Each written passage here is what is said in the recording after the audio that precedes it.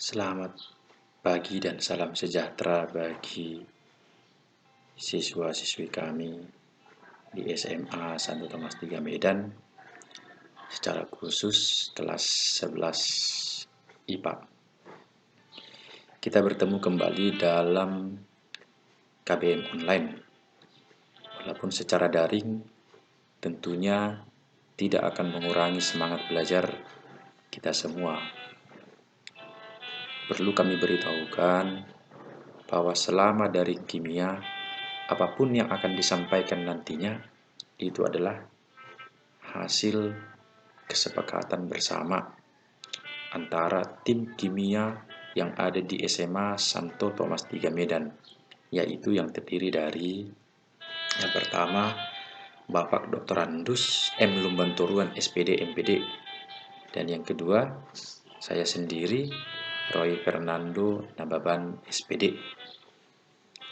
Pada pertemuan kali ini kita akan belajar tentang hidrokarbon.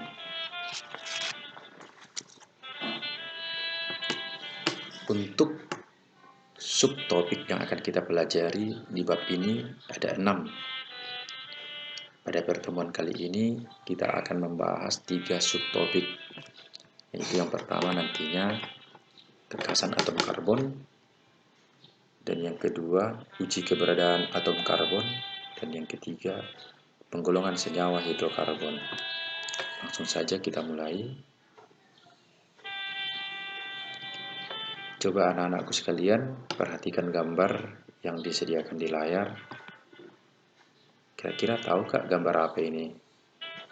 Ini gambar kedua, gambar ketiga, dan gambar keempat. Yang mau Bapak sampaikan di situ, tahu nggak semua gambar-gambar yang ada di layar ini adalah contoh benda atau zat yang ada di sekitar kita yang mengandung senyawa karbon, atau lebih tepatnya mengandung senyawa hidrokarbon. Jadi dari mana kita tahu bahwa benda-benda atau benda zat tersebut itu mengandung senyawa hidrokarbon? Nah, itu yang akan kita ketahui setelah belajar hidrokarbon berikut ini. Yang pertama adalah tentang kekasan atom karbon. Kalau dipikir-pikir, kenapa harus belajar karbon ya?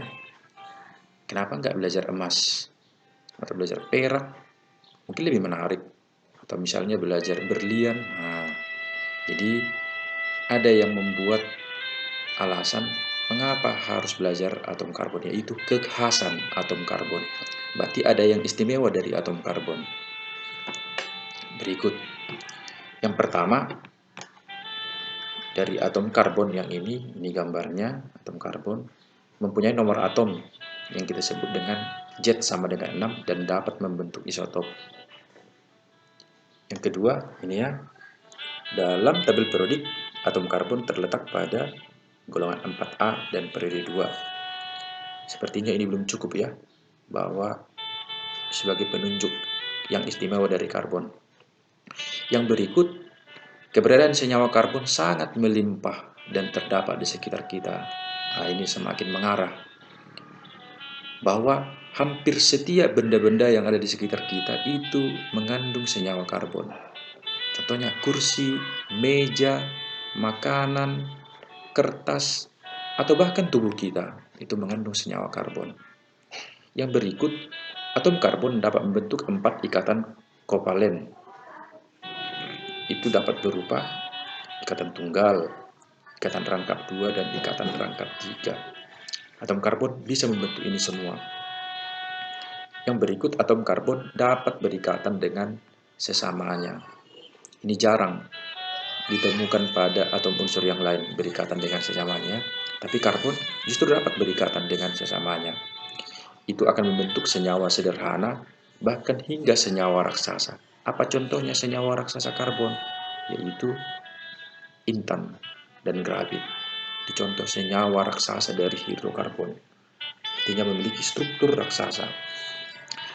Kemudian karbon dapat membentuk lebih banyak senyawa dibandingkan yang dapat dilakukan oleh beberapa unsur yang lain kecuali hidrogen.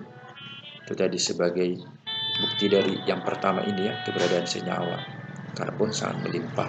Akibatnya lebih banyak senyawa karbon dibandingkan unsur-unsur lain kecuali hidrogen. Oke, kita lanjut.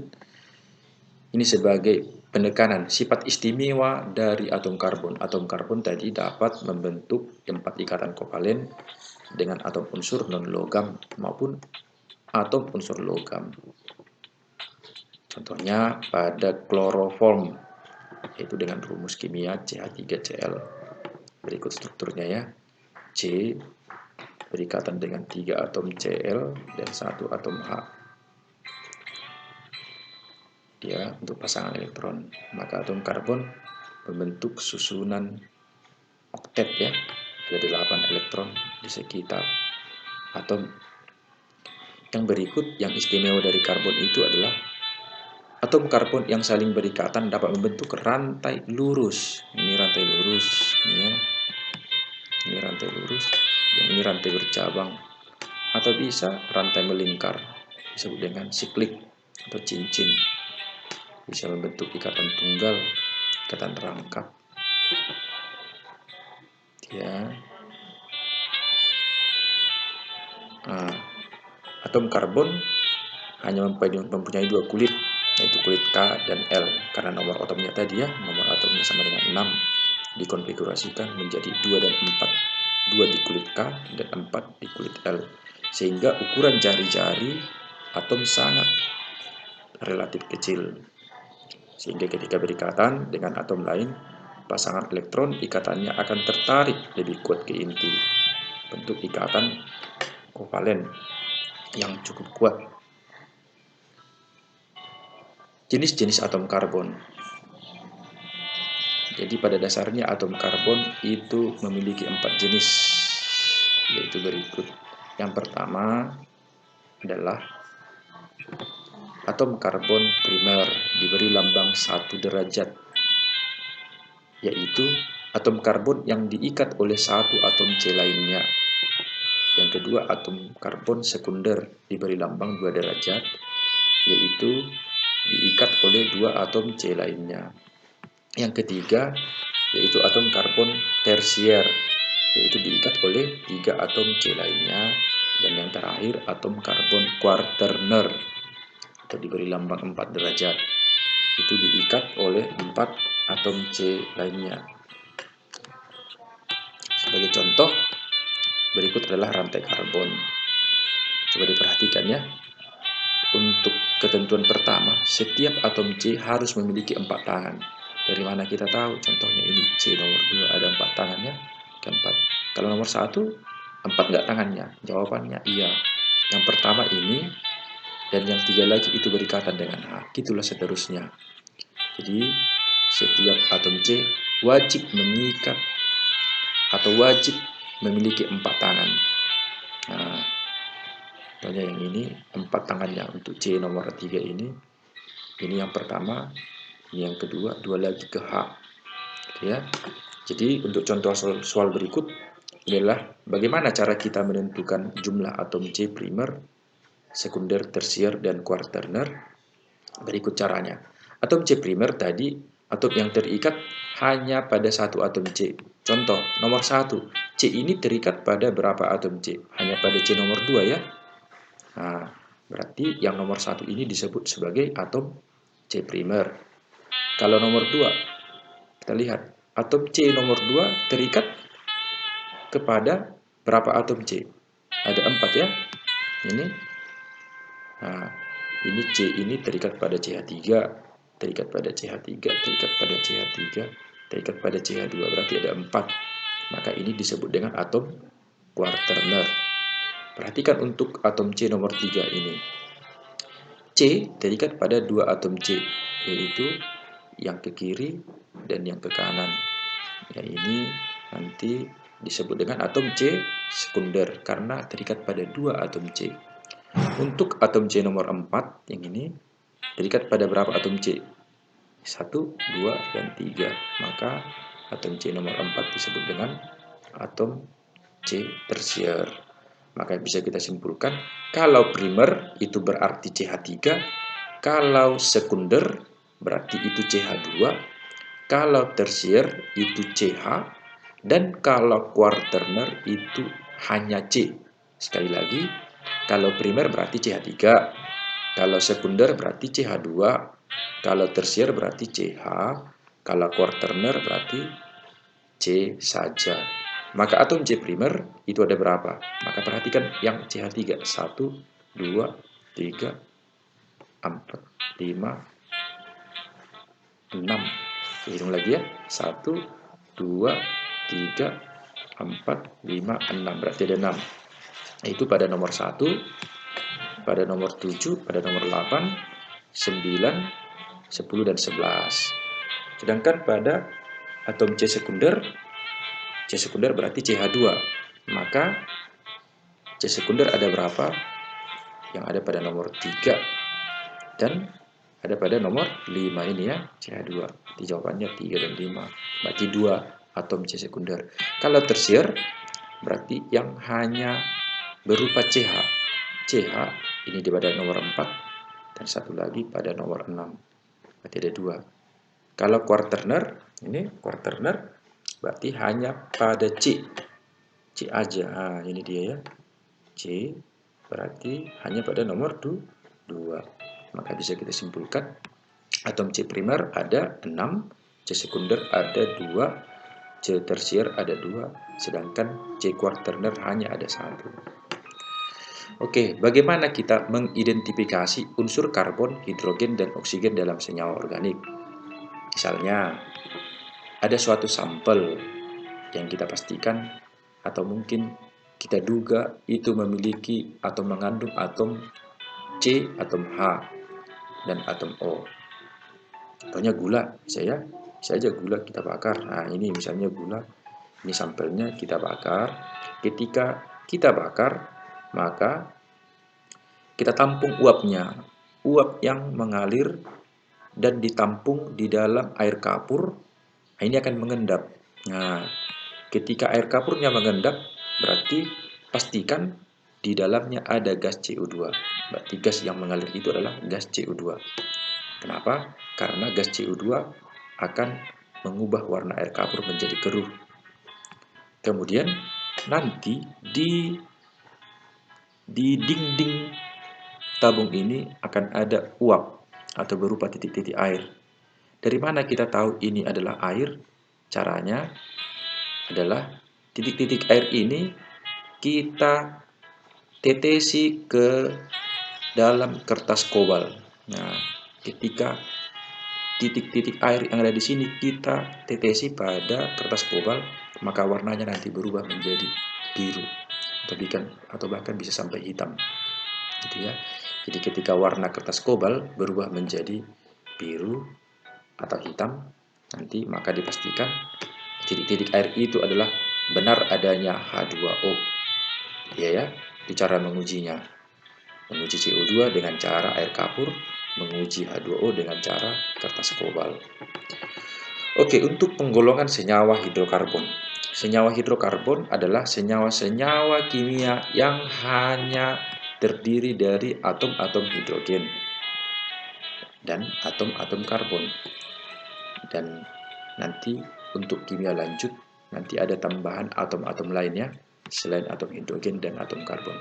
Tapi untuk pelajaran kita kali ini, kita hanya pada senyawa yang mengandung hidrogen dan karbon.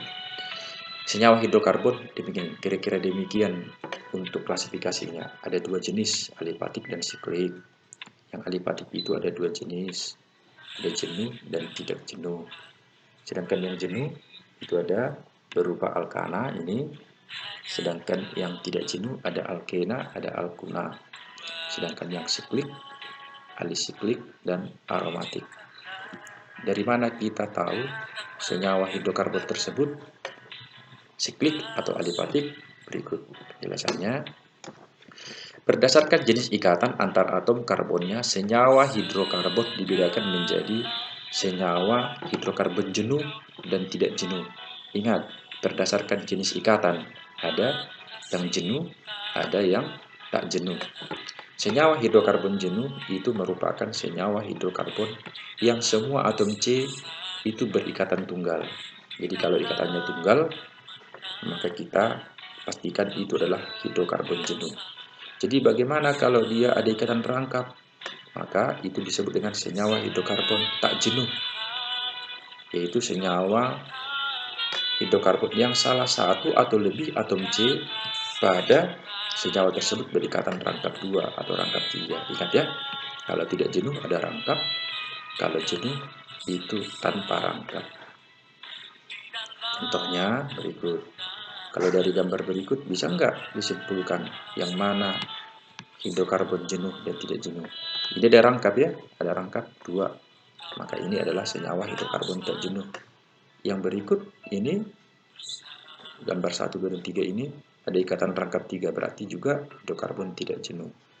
Sedangkan gambar yang berikut ini semuanya berikatan tunggal, maka ini disebut dengan hidrokarbon jenuh.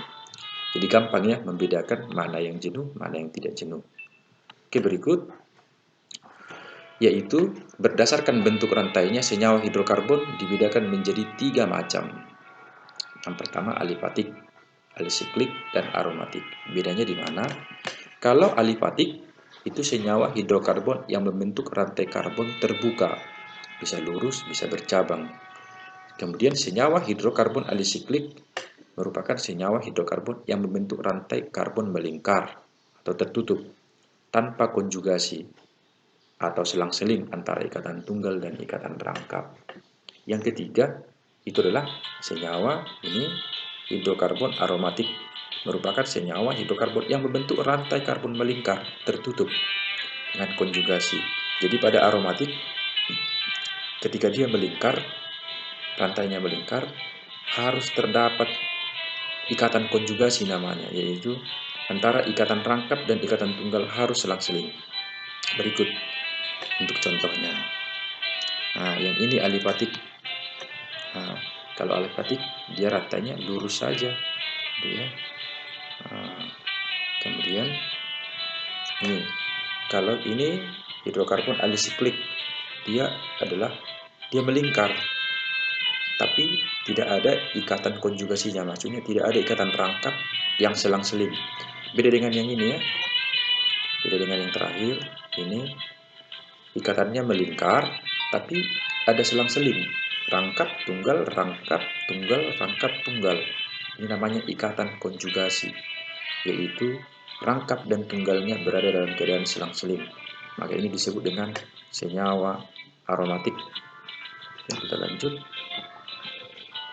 Nah, jadi untuk kali ini maka yang perlu kita ketahui adalah yaitu kita mampu membedakan atom C mana primer, sekunder, tersier, dan kuartener. Yang kedua, kita bisa membedakan klasifikasi senyawa karbon. Dan yang terakhir tadi, kita bisa mengetahui atau mengidentifikasi suatu senyawa itu apakah mengandung karbon atau hidrogen. Kita sudahi di sini dulu pertemuan kita. Kiranya apa yang Bapak sampaikan di sini bisa diulang-ulang, dipelajari. Nanti untuk penambahan ilmunya boleh dicari dari sumber-sumber lain. Itu akan membantu kalian dalam memperdalam seputar materi tentang hidrokarbon. Rasa sampai di sini, kita lanjut di pertemuan berikutnya. Nah, semoga anak-anakku sekalian selalu berada dalam lindungan Tuhan, dalam keadaan sehat, dan keadaan kuat, bersukacita, bersemangat selalu. Kiranya Tuhan memberkati kita semua. Shalom.